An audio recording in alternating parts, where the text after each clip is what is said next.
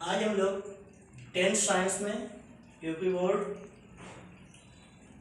Physics में मानव नेत्र पढ़ेंगे।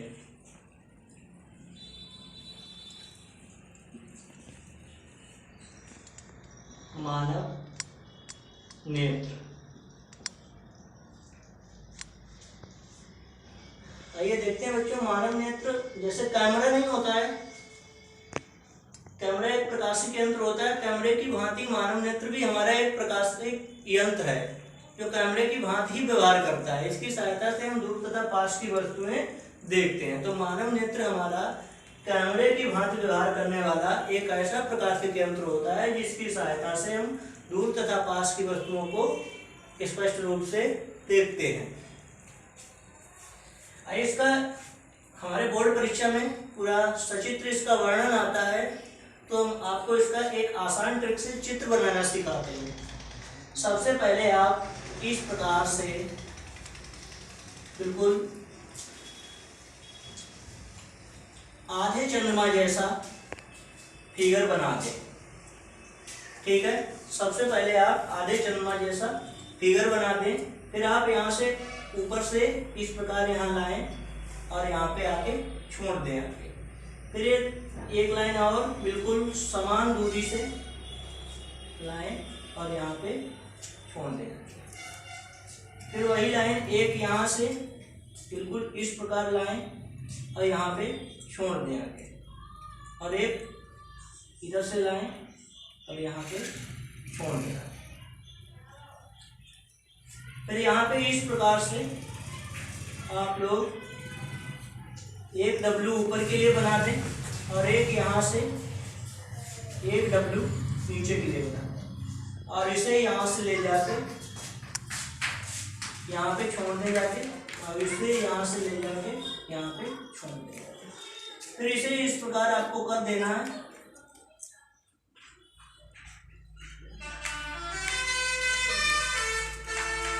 ठीक है, ये हमारी सबसे यहाँ पे द्रव भरा होता है एक, जिसे हम पंजाब द्रव बोलते हैं।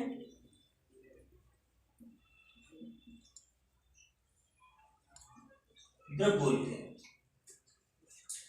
यहाँ पे हमारा मांसपेशियों का बना एक अभिसारी लेंस लगा होता है जिसे हम लोग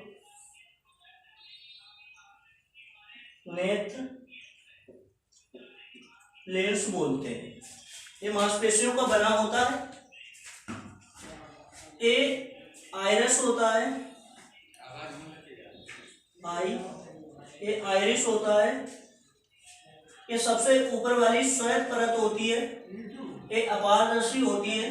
इसका नाम दृढ़ पटल होता है। दृढ़ पटल के नीचे जो ये परत होती है इसे हम रक्तक पटल बोलते हैं। रक्तक पटल के ठीक नीचे मानव नेत्र में सबसे अंदर की ओर ये हमारा काला रंग का और पारदर्शी रेटिना होता है। तो रेटिना के बीचों बीच एक पीला छोटा बिंदु होता है। पीले रंग का होने के कारण इसका नाम पीत बिंदु होता है। एक आइरस के पर्दा के बीचों बीच एक छोटा छिद्र होता है जिसे हम पुतली बोलते हैं। पुतली या नेत्र तारा बोलते हैं। ये जो रक्तक पटल का सबसे आगे का ये जो उठा हुआ भाग होता है इसे हम लोग कार्निया बोलते हैं। रेटिना पर प्रतिबिंब बनने की सूचना ये नेत्र कोशिकाएं कहाँ ले जाती हैं? मस्तिष्क को ले जाती हैं। ये सूचना देती हैं कि रेटिना जो है मस्तिष्क को नेत्र कोशिकाओं द्वारा जिस बिंदु से यह सूचना पहुंचाता है उस बिंदु को अंत बिंदु कहा जाता है। अंत बिंदु कहा जाता है। ये नेत्र कोशिकाएं हैं।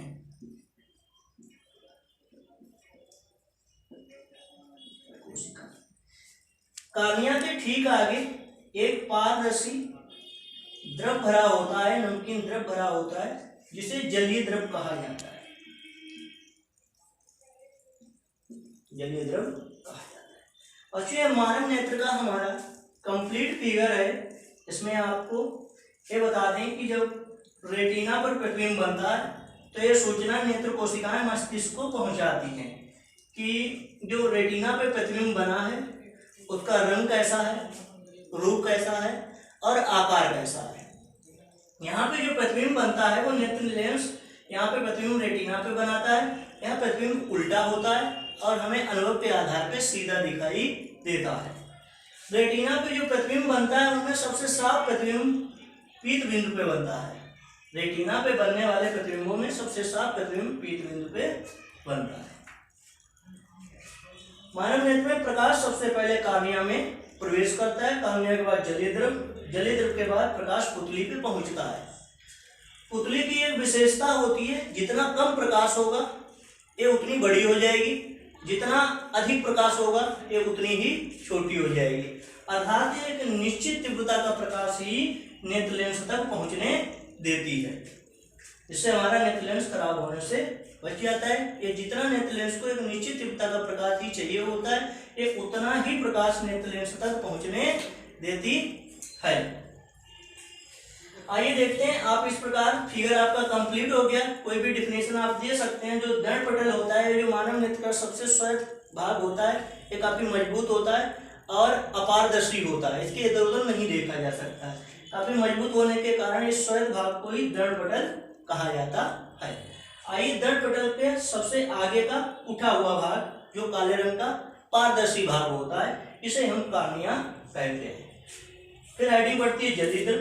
कार्निया के ठीक पीछे एक नमकीन और पारदर्शी द्रव भरा होता है, जिसे हम जलीय द्रव कहते हैं, जिसका अपवर्तनांक 1.336 होता है। ये इसका अपवर्तनांक होता है। ये जलीय द्रव के बाद आइरस। जलीय द्रव के आगे एक काले रंग का पर्दा होता है, जिसे आइरस कहा जाता है। पुतली। आइरस के बीचों बीच एक छोटा सा छिद्र होता है, जिसे पुतली कहा जाता है। पुतली की एक विशेषता यह होती है कि ये कम प्रकाश में बड़ी हो जाती है और अधिक प्रकाश में छोटी हो जाती है। अर्थात निश्चित तीव्रता का प्रकाश ही नेत्र लेंस तक पहुंचने देती है। उसके बाद नेत्र लेंस। यह मांसपेशियों का बना एक अभिसारी लेंस होता है, जो नेत्र कोशिकाओं द्वारा मानव नेत्र में के साथ जुड़ा रहता है। उसके बाद आइए हेडिंग पड़ती है हमारी रक्तक पटल। दंड पटल के ठीक नीचे की झिल्ली को रक्तक पटल कहा जाता है।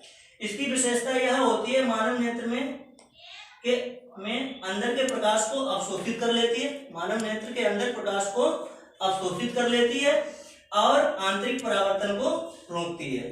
मानव नेत्र के अंदर जो प्रकाश होता है उसे ये अवशोषित कर लेता है और आंतरिक परावर्तन को रोकता है। रेटिना। रक्तक पटल के ठीक नीचे मानव नेत्र में सबसे अंदर की ओर एक काले रंग की पारदर्शी झिल्ली होती है, जिसे हम रेटिना कहते हैं। नेत्र लेंस वस्तु का प्रतिबिंब रेटिना पर ही बनाता है। पीतबिंदु। रेटिना के बीचों बीच एक छोटा सा पीला रंग का बिंदु होता है, जिसे पीत बिंदु कहा जाता है। आइए अंध बिंदु बताते हैं। रेटिना पर प्रतिबिंब बनने की सूचना नेत्र कोशिकाएं जिस बिंदु से ले जाकर मस्तिष्क को पहुंचाती हैं, उस बिंदु को अंध बिंदु कहा जाता है।